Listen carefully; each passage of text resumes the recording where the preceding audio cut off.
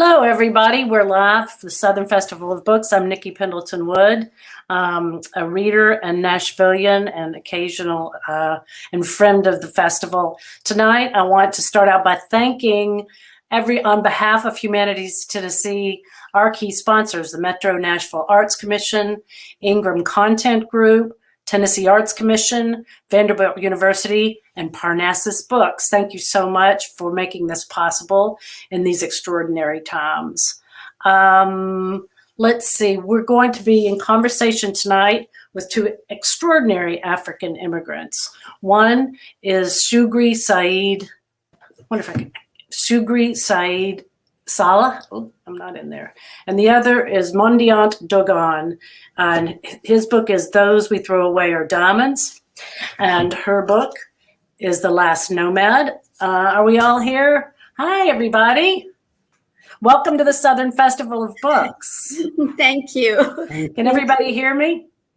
Mm-hmm. All right. I can hear you. Can you hear me? I can absolutely hear you. I can hear both of you. Yeah. This is great. I want to tell you about our bookseller is Parnassus Books, and purchases of the books, of any books from any part of the festival via Parnassus help keep this festival free. Humanities Tennessee staff will place the book buy links for that session in the top of the chat. The festival is a free nonprofit event that is supported in part by donations from individuals. If you appreciate the event and want to support it, you can do so in the app or by visiting the website at www.humtn.org.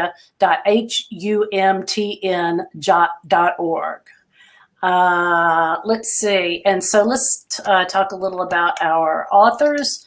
Shugri Said Salh was born in Somalia and immigrated first to Canada and then to the U.S. And we're going to talk about the part before she got to Canada and the U.S. mostly tonight. And Shugri lives in Sonoma County and works as an infusion nurse. And Mondiant Dogon, welcome Mondiant, was born in the eastern Congo and belongs to the Tutsi tribe. He attended university in Kigali in Rwanda, where he was for a very long time in a what do they call it? What do they call them? Refugee camp? Gihembe. Yep. Yeah, Gihembe. Yeah. And you'll hear the miraculous story of how he came to attend NYU, and he lives in New York. So welcome. Shugri, I'd like to start with you. Your book starts with your girlhood in the desert, where you were sent to live with your grandmother. Mm-hmm. And she was really an extraordinary woman who had a truly specialized skill set for surviving in the harsh environment of the Somali desert. Can you tell us a story that will help us understand how she thrived in that beautiful but harsh way of life? My grandmother, the person you're referring is to my grandmother. My grandmother come of age of the desert. So she really, from early on, that was where she, grew up. When I think of my grandmother, what come to mind is how she really tamed the desert. As you know, the desert is one of the harshest environment. Not only do that there are scorpions, snakes, but there is lions and hyenas. And from what I learned in her history was she really learned from early on. She was a poet, and she married my grandfather, who was also a warrior. So my grandmother really learned. I remember her taming camel, which I thought all the grandmothers, all parents did. I remember her becoming a camel herder, which was a job that was given usually to a man, but she did all that. And she was a poet. So if she didn't like a husband, she created a poetry for him, that intricate, complicated poetry, insulting him. And he wouldn't know even if he was sitting there, what she was saying. So for me, I really was given as a gift of labor to that grandmother. And I grew up under that amazing, early activist and her shadow. Yeah. That's just a little snip about her. Well, and I wanted to follow up on that because the name of your book is The Last Nomad. Is there are there any remaining nomad? Is there still a nomadic way of life in any part of Somalia? I believe nomad still exists, although as the climate change, affected everybody, it has more effect on the place like desert, But for me, I call the book The Last Nomad because I am of the last of my family to have once lived like that. And so as I describe in the book, most of my sibling, I was the daughter who was given as a gift of labor to my grandmother. So my sibling, they stayed in the city and grew up with my father, who was a teacher. My father actually wanted both his sons and his daughters to get an education. So he, it was just my mother. She knew she has to take one of her daughter to that, give it to that world. And that was me. And some may say it was an unlucky thing that I wasn't going to grow up with my sibling and with my parents. But in a way, I felt perhaps the desert to prepare me for life more than anything. And for that time, I was there. Well, it's a wonderful part of the book to read, and she must have been quite an extraordinary person. Mondiant, I want to turn to you. The political situation in Congo and in Rwanda, I guess now, was and remains complex. Can you give us a short history of the conflict that drove your family across the border to a refugee camp in Rwanda? Thank you so much, Nikki, and thank you so much, everybody who attended the meeting. So I think there are two reasons that made my family left the country, Congo, to Rwanda to live in refugee camp. Two reasons. I think the first reason is dated so many years back during the colonialism. So when the European people came to Africa in 1885, so they arbitrarily divided Africa. So that time, my family, I was born into a family where we were like nomads, looking after cows and farms. We didn't have a place to stay. So when the European came, they arbitrarily divided Africa. They say, the people, maybe the countries, nations that were colonized by Belgium, they have to leave, and this Congo will be for German, things like that. And when they came to Africa, they brought a lot of hatred. So they also started dividing African people, and that's how Hutus and Tutsis were created. But back then, we were one person. So I was born in a rural area in eastern Democratic Republic of the Congo, in the village called Gasheberi. So I was living a beautiful life. The life was so beautiful. I didn't have running water. I didn't have electricity. But because of my family and everybody around us, the life was so joyful. So because my dad had married before, back then I used to have many half brothers and half sisters. So sometimes our home was like an African village market. And but in the other side of the country, we had in one of our neighboring countries, there was a country called Rwanda. And in Rwanda in 1994, there was a genocide against Tutsis. So in 1995, the genocide against Tutsis in Rwanda spilled over into Congo, and the Hutu who did genocide, they came to Congo, they started killing Congolese Tutsis, which is my family. So one morning when my dad showed up at the door, seriously bleeding from the farm, and that's how we left the village. And that was the last time I saw the village, the place where I called home. And since 1996, I've lived in refugee camp. Oh. And just a follow-up question, is that can you tell us, do Congo and Rwanda have good relations or not have good relations? So once you mean back then or now? Well, yeah, give us a brief history. Back then, did you feel safe running away to Rwanda? Yeah, I was kind of, because the current president of Rwanda, Paul Kagame, he was a refugee in Rwanda. So back in 1959, the Rwandan Tutsis were very oppressed by majority Hutus in Rwanda. Right. So they fled to Uganda, living in refugee camp. So those Tutsis who came from part of East Africa, like Kenya, like Burundi, so they came to take over the power in Rwanda. So they came in 1994, 95, they took power. So that's why a lot of Congolese Tutsis, they fled to Rwanda where they can see, where they found like safety because the President Kagame was also Tutsi. Right. And as you said, it had been one territory divided up by the Europeans. Mm-hmm. So there was familiarity. Yeah. Okay. Back then, before the Europeans came, there is a region, there are villages now that are in Congo. That time that was in Rwanda. So there was one. So where I was born, that's why I speak in Rwanda. So I speak in Rwanda, which is my mother language. And if I speak in Rwanda with somebody from Rwanda, you can't differentiate. You can't differentiate us. So that was back then. It was in Congo, but when the European came, they divided up Africa. They said this is Congo, this is Rwanda, this is Burundi, this is Somalia, so things like that. Right, right. That's what I was trying to give people a sense of what was going on there.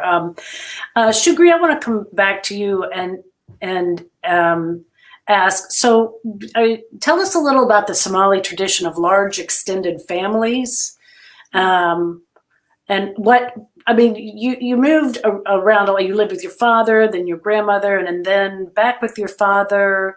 I think some of your siblings, you spent some time in an orphanage, then an older sister. What can you tell us about the Somali tradition of extended families and your experience of that?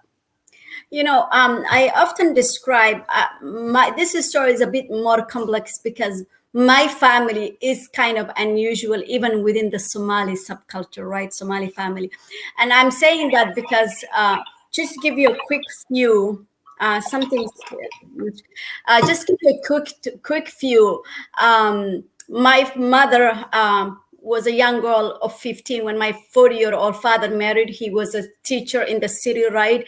So, and then, sorry, I'm kind of nervous today and I don't know why. You don't be nervous. Your story is wonderful. We love hearing it. I don't know why. Usually but I find myself. So what happened is my father being an educated man who wants all his children to get an education, married my young mother who couldn't untangle herself from that world, right?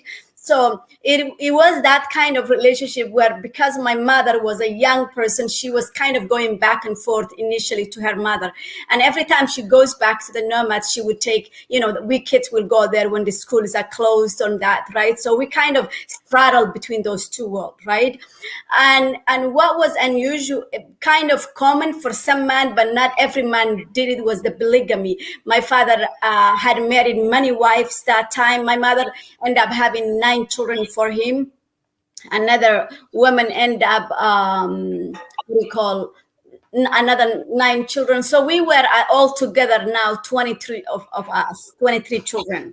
So it kind of created some situations where my father, obviously not all the children are really kind of happy about the situation. So now I'm like, we're still, because of 23 children, we still are supporting some children. And I'm sure, Mandante, that is kind of for you as well, that you end up, the older children are supporting the younger one. And we are still having some family members who didn't make it through. So we have to send money. As of 3 weeks ago, I was dealing some family member who I have to send money to them and all of that. So that is kind of common in the Somali culture, but also not every Somali man choose to marry a lot of wives. I have a lot of friends who don't.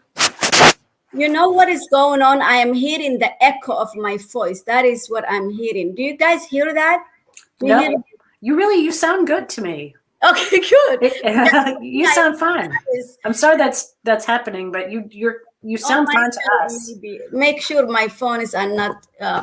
Anyway, so like I said, not every man has multiple wives, but my father did. Actually, there are some men who marry a lot more wives, and there are a lot more kids. I know a friend of mine who have there are 50 of them.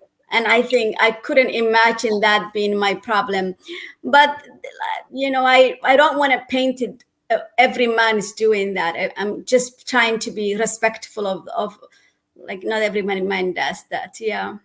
Well, and so one of the things I wanted to, how it must be a big change being here where you live with your own nuclear family. How have you adjusted to living without having a large extended family around you?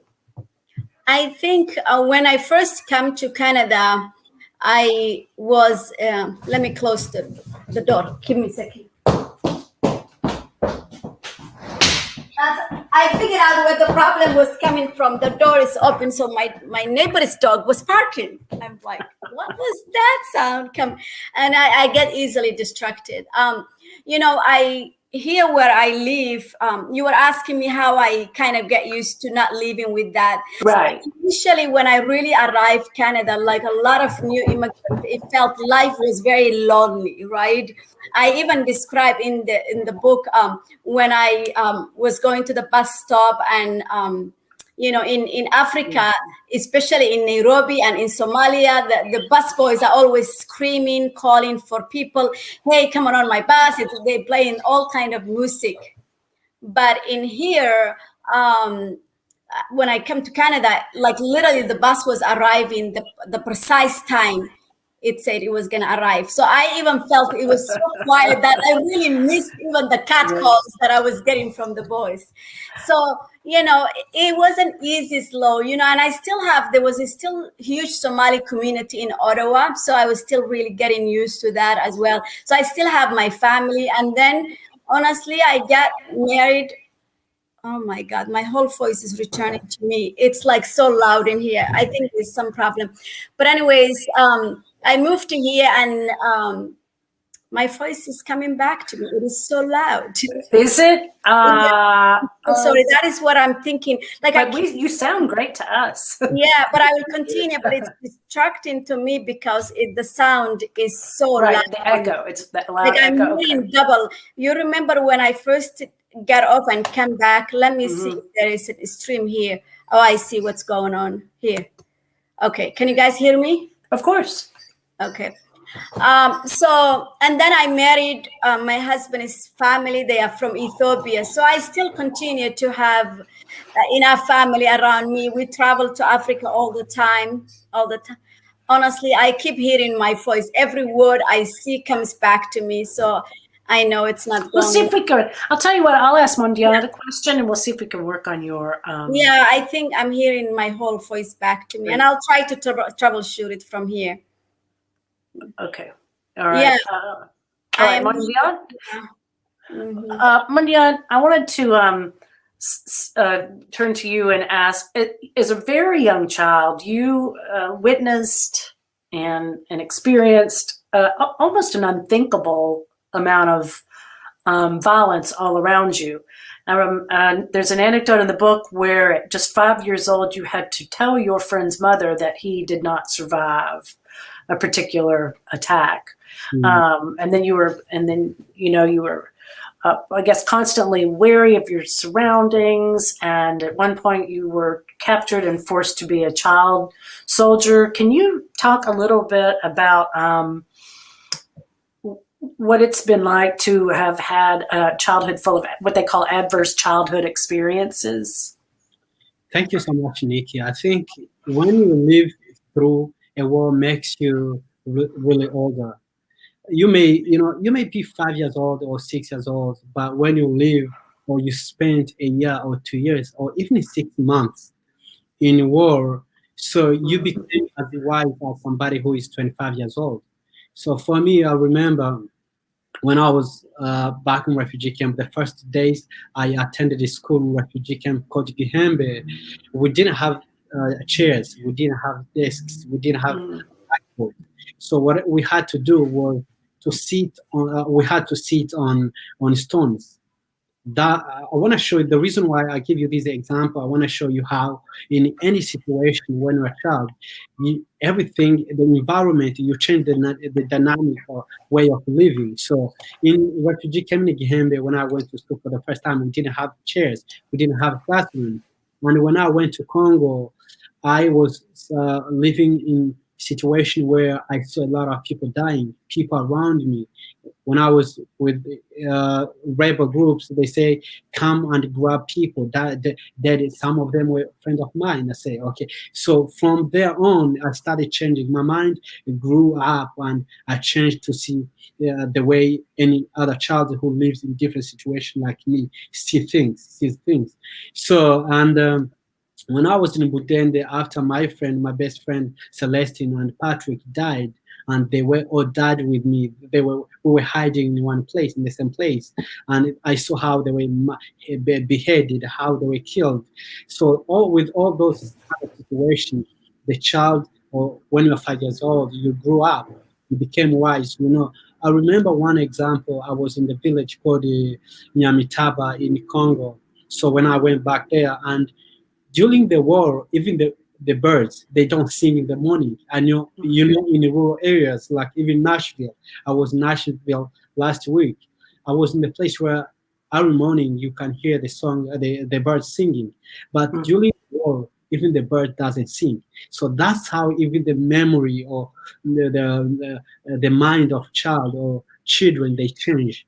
They don't function. They function the different way they can function when they are in a situation where, they can do whatever, like in America. So it was not easy, but I tried. Any situation I've been through, I tried to easily adapt because that was the only way to survive. So adaptability was the tool that you had at your disposal, and some resilience. Obviously, you were able to be very resilient over and over in such uncertain circumstances. Do you think were you just born with that, or did your parents counsel you? You'll get through this, or like how did that go? Or was it partly spiritual for you, or religious training? Or did you just keep putting one foot in front of the other and getting up in the morning and, doing it again?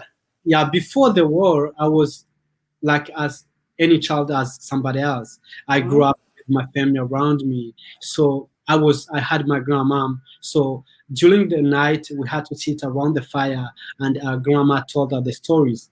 And my family was sitting around it, like my dad and other men in the village. They drink beer around the fire every weekend. I remember like yesterday. So, but when the things that changed when the war started, when the war came to the village, that's when I realized that everything completely changed.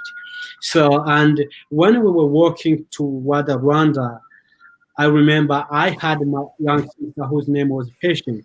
She died of starvation. She was with me. She died there walking to Rwanda, and I was the one who held her body. I called my mom because my mom and my dad they were kind of few feet in advance of me, in front of me. I called them that my sister Patient died, and everybody came back, and my mom cried, but. From that moment, I realized that that's how things, that's how resilience and this kind of tough mentality came, I think. But before, none of my family taught me that kind of mentality, perseverance, or things like that. Right. So you were born with it. It's amazing. And I want you to describe a little bit about the journey from Congo to Rwanda. How far it is, how long it took you, what you were able to take along with you. Yeah, so I think we fled in 1995. That's how we left the the village where I was born. But we didn't go immediately to Rwanda. We became displaced people in Congo. So we went to hide in the jungle, in the forest. And in that forest, we stayed there almost 9 months. So we hid in the jungle and in the cave. So that's why we stayed almost 9 months before finally moved and go to Rwanda. Mm-hmm. And then, can you say how you ended up going to university in Kigali? Yeah, in refugee camp, thank you so much. As I said, I started my education in refugee camp called Gihembe in almost 2000 and 2099, things like. So I started there, and we had to study in refugee camp. We studied till 9th grade, and 9th grade you stop. Otherwise, if you don't have somebody who maybe somebody from an outsider or any social capital, somebody who invests in you, you stop, you drop out of school. Mm-hmm. We are lucky. One woman from Kigali that used to be a friend of my mom back in Congo. They heard my story that I did well, but I didn't get opportunity to go to studying outside because in refugee camp we studied till 9th grade. So somebody had my story and they answered me. When I went after I completed high school, I got opportunity. I did really well, and I was enrolled at University of Rwanda. But when I go there, I was not eligible for financial aid because I was a refugee and I came Oh. back to the village. So I took syllabus from the school, from the college, and I come study from in refugee camp, and I go back to Kigali for only exams. Some of my professors, they didn't know my face. And one of non-profit organization based in Portland, in Oregon, they also came to the refugee camp and they sponsored me after hearing all the stories of brilliant refugees in Rwanda. And that's how I graduated from University of Rwanda in 2016. And by sponsor you meant they helped you apply to the university and then paid your fees and books and such? No, I applied. So in Rwanda, if you study really well, if you have a really good grade, the Ministry of Education, they sent you to the university, the public university. So they sent me there because I had grades. But when I went there, I was not eligible for financial aid because I was a refugee. They say, Dogon, we can't give you anything because you are a refugee. And then I went back to the refugee camp for the first year. That's for the second year. That's how that American organization heard the stories of brilliant refugee students, and they came over in refugee camp to sponsor us. Wow, what a great break that was for you. What an absolute life changer. What a game changer, as we say, that was for you. And we're going to come back to that in a minute. Shugri, I want to talk to you about the Somalia that you that was your home, as it began to shift from a Sufi sort of flavor of Islam to a Wahhabist. And what did that look like for you and your family? Yeah, what did that look like for you and your family? Thank you so much for the question. As Somalia, I often say the Somalia that I'm nostalgic for and the Somalia that exists today is quite different. You know, I describe in the book how I was a little girl during the Somali Civil War. I was like maybe 15, 16. We're not a culture who celebrates birthdays. Right. So it's always a guess with the Somalis, right? And really being in high school and watching, seeing that play out, seeing a young girl wear traditional clothes and all of that, and then moving to I can hear the thing. You see, when I started doing this, it's because I'm hearing that. I wonder if they should mute yours, maybe sometimes. Yeah, I really hear this loud sound, and okay, it's better. Okay, I think that will help a lot. I can hear things.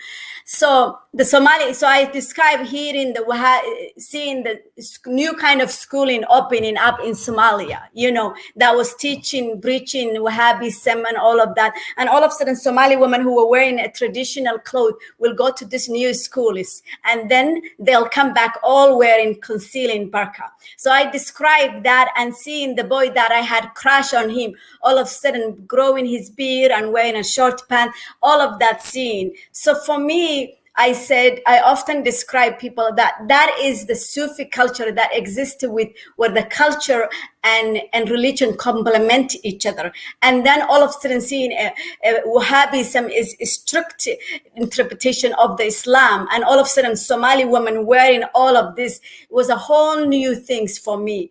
And so I really find that very, it was hard for me, and I felt maybe the first grief I felt for my country.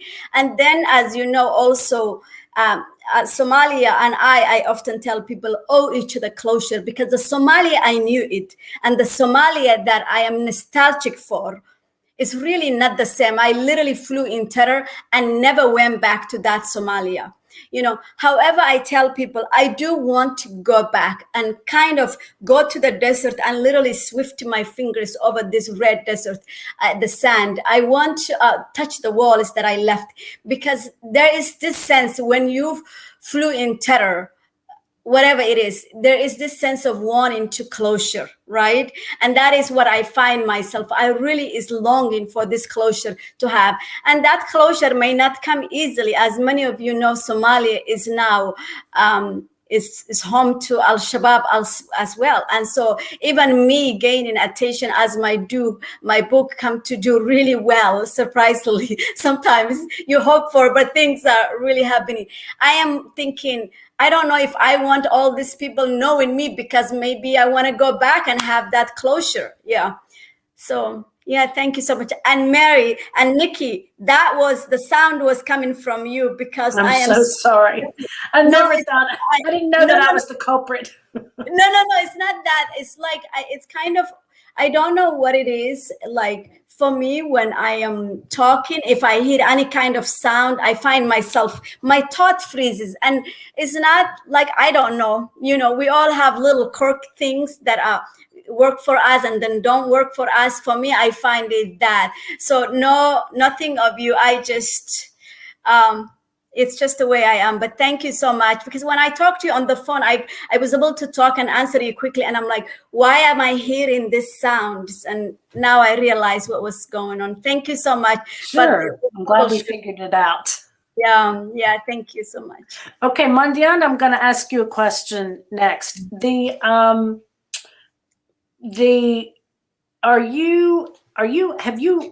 been able to go back to Congo? I guess your family is still in Rwanda. You want to describe that for us, and whether you've been able to go back and spend time there and do any development work? Yes. Every summer I attended NYU in the fall of 2017.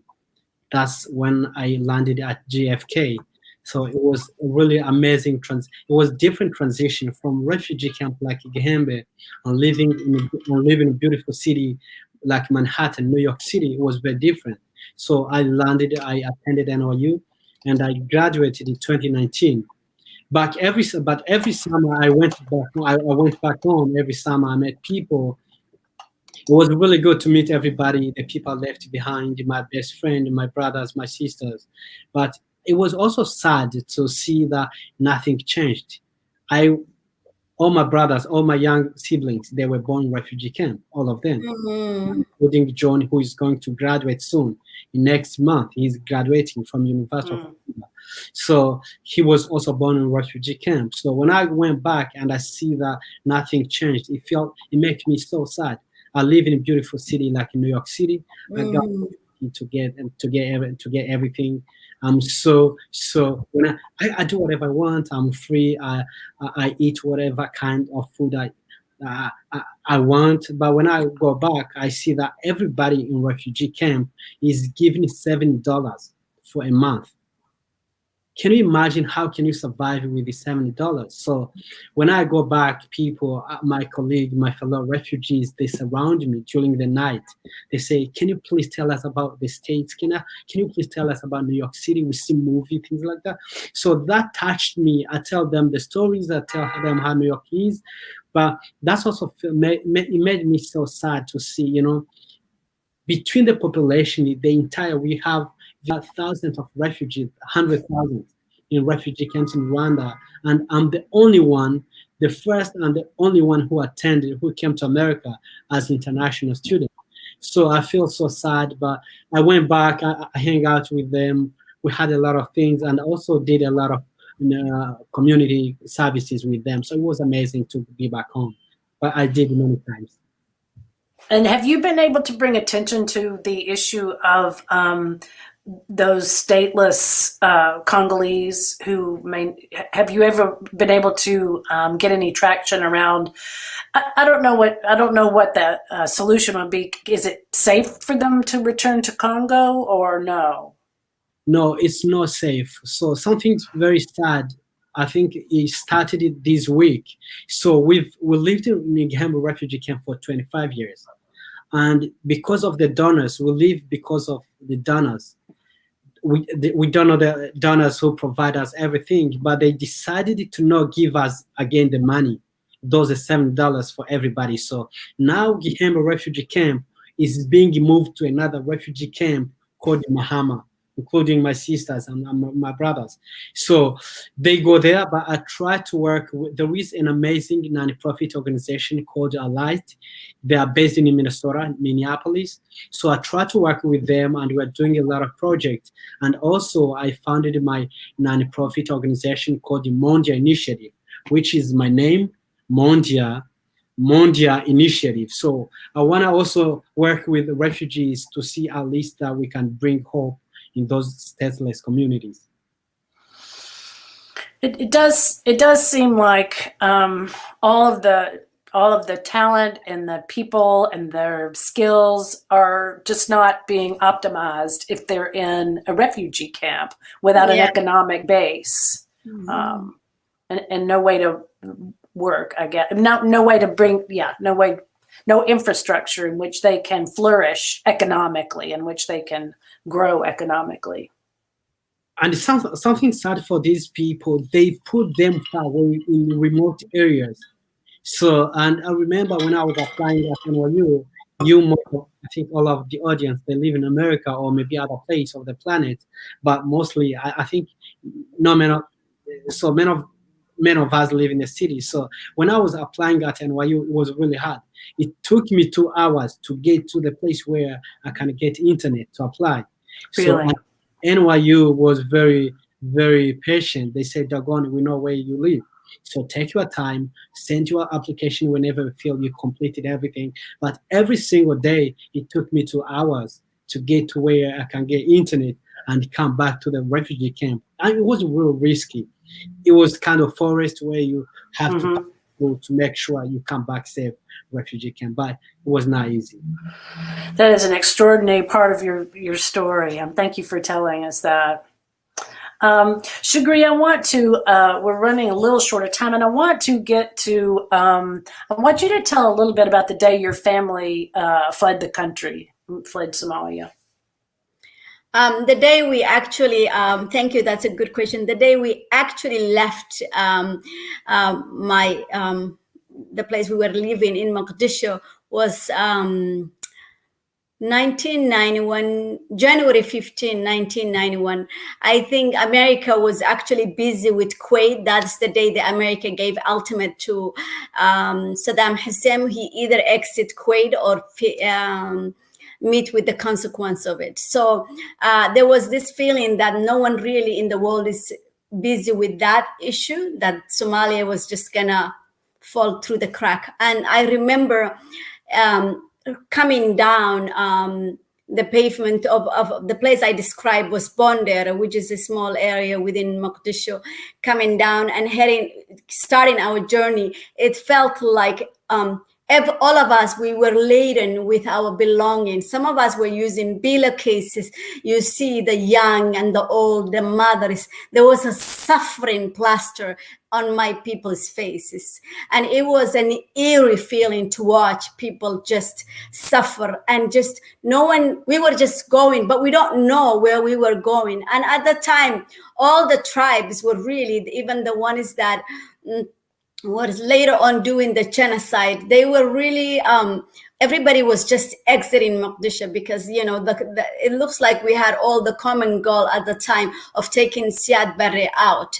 So And as we come down, I personally remember looking at my high school, which was not long ago. I was just a young teenager having a crush over the boys, just living life, not burdened with any responsibility. And here I was, carrying my belonging. My sister has her babies with her. It was just suffering all around. And I remember the gunman who was asking us to tell our tribe. I actually was not one who knew her tribe, so it was kind of like confusing. My sister was actually trying to teach me as we exit Mogadishu. And Somali tribal is really a dead setup, because you could be one tribe from your father's side, you could be another tribe from your mother's side. And to be honest, in me living with all of the Somali tribes, so I become a petri dish for all of the tribes. So the war is happening in that petri dish. So put it a nursing analogy. So it was a really dangerous time.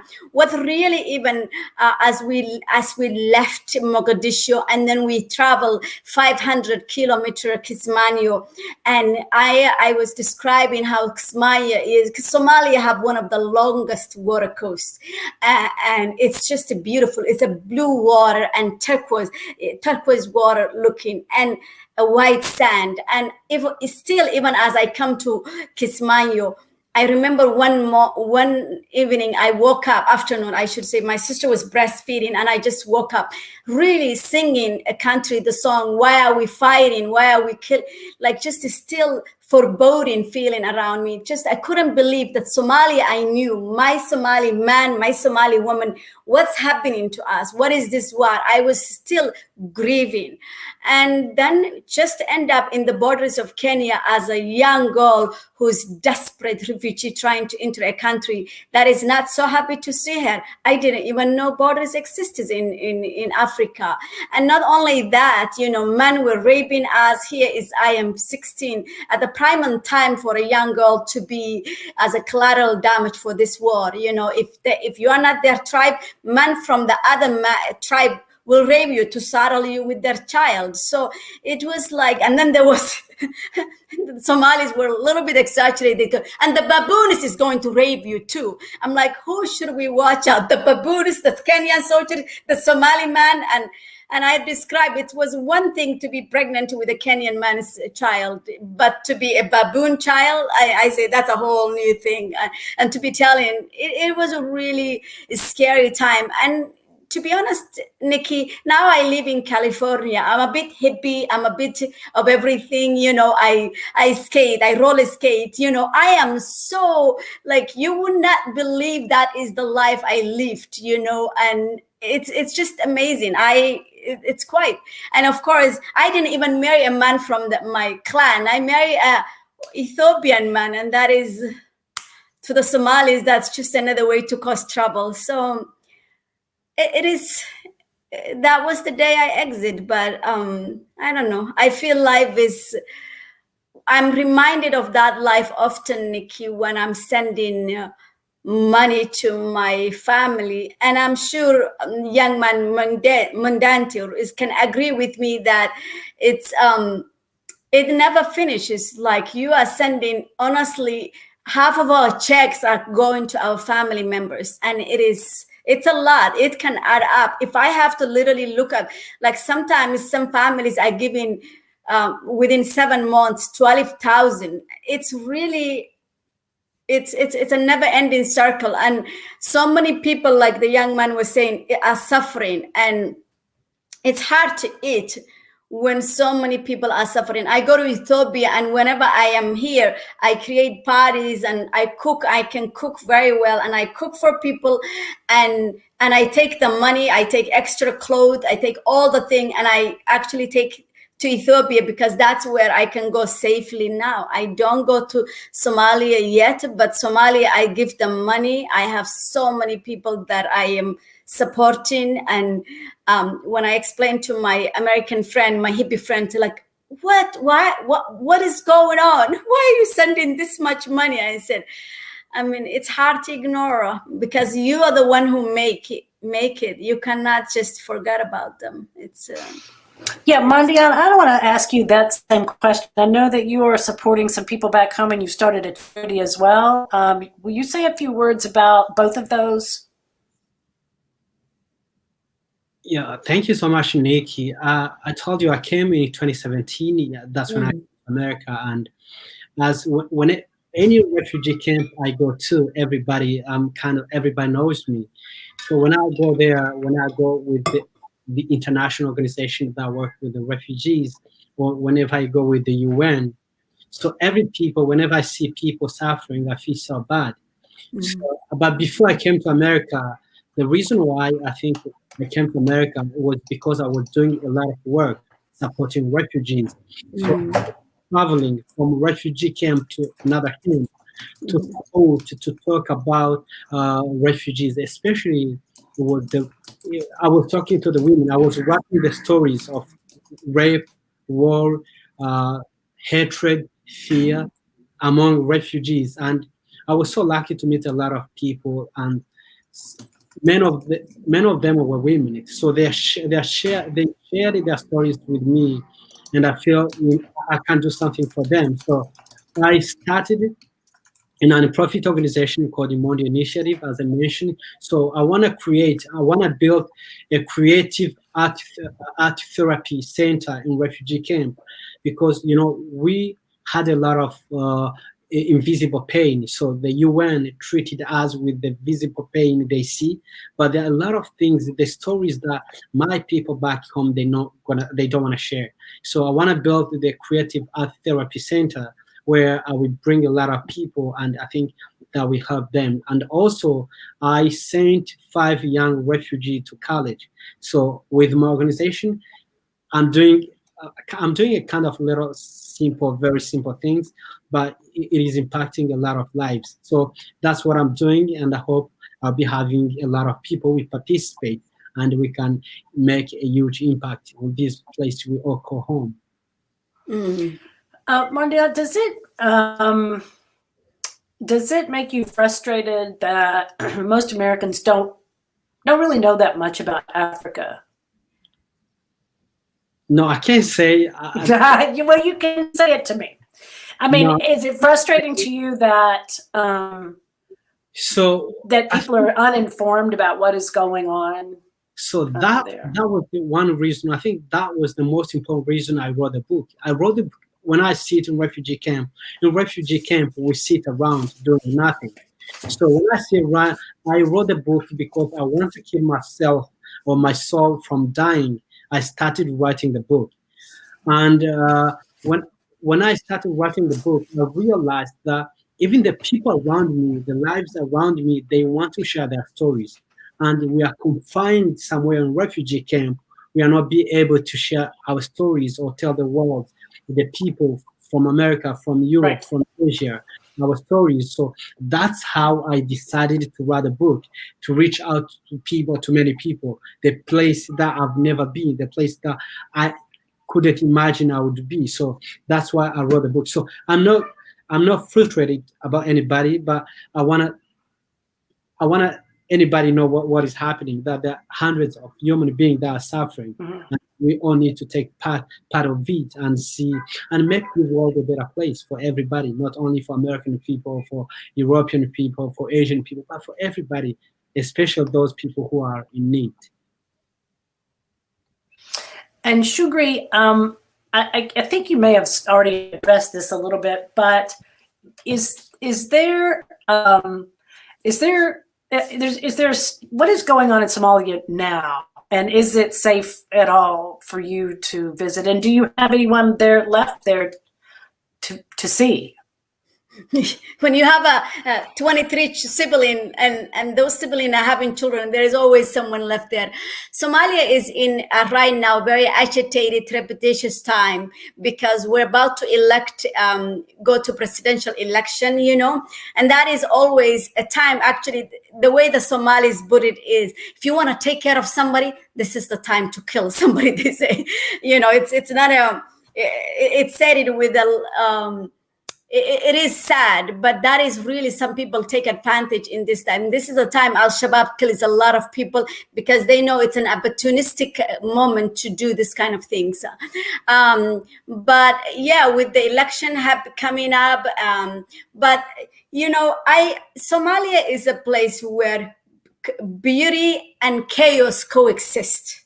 And the best explanation I can really give you guys all is 1 minute you could be strolling in the beach and enjoying yourself, and the next minute you could be running for your life because Al-Shabaab blew up the hotel next to you.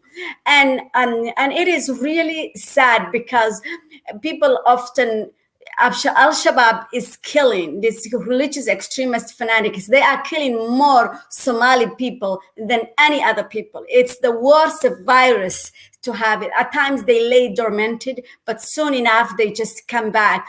And it is so sad because they're taking this young displaced man. Young men are usually in their prime. They feel invisible. That's why they make good war machines. So they recruit them. They say, I'm going to do this for you, I'm going to do this for you, do this.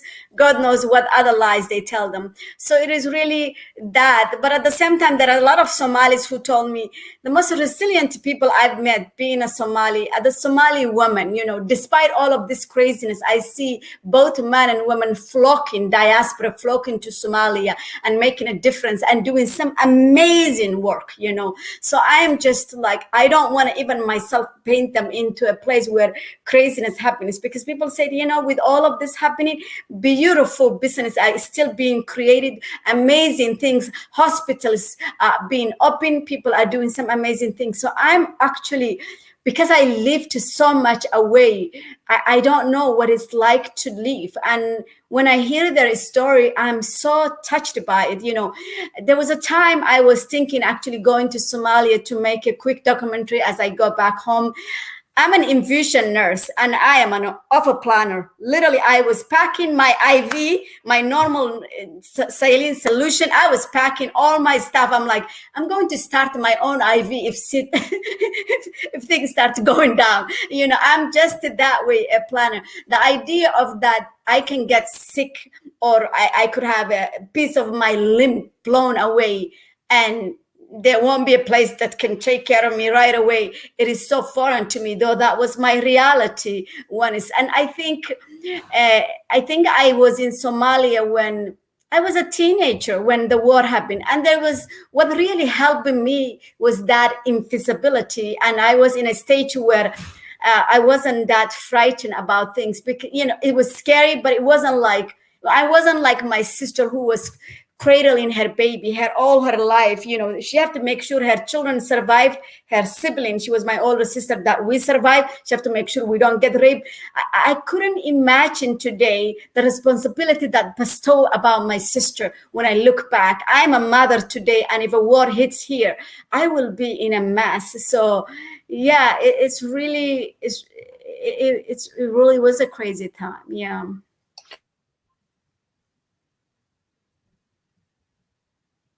Unmute. There, I want to show you your book cover again. The Last Nomad. It is very good. I think a time has come for us to end our time together. Thank you so much, Shugri. Thank you so much, Mondiant. It was really wonderful. It's so good to talk to you. Thank you so much for joining us. This was really lovely and amazing. Thank you so much. And Mondiant, it was nice meeting you. Thank you so much, Nick. I hope I will talk to both of you again. I hope so. Another time. Thank you. Bye-bye. Bye.